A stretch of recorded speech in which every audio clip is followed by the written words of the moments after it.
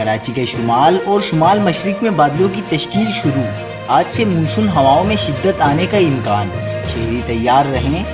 تازہ ترین ویڈیوز کے لیے چینل کو سبسکرائب کر کے بیل آئیکن اور آل نوٹیفیکیشن پر کلک کریں۔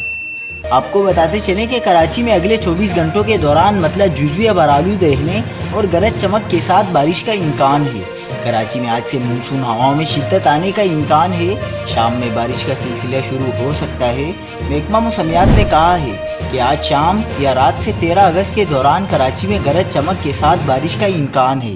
اس دوران شہر کے مختلف علاقوں میں کئی معتدل اور کئی موسلادھار بارش ہو سکتی ہے۔ موسلادھار بارش کے باعث کراچی، ٹٹا، بدین، حیدرآباد اور دیگر شہری علاقوں میں اربن فلڈنگ کا خدشہ ہے۔ محکمہ موسمیات کا مزید کہنا ہے کہ مسلسل شدید بارشوں سے ہب، تھڈو ڈیم اور ندی نالوں میں دباؤ پیدا ہو سکتا ہے، جبکہ شہر قائد کے نشیبی علاقوں میں پانی جمع ہو سکتا ہے۔ مزید خبروں کے لیے دیکھتے رہیے حق پاکستان نیوز۔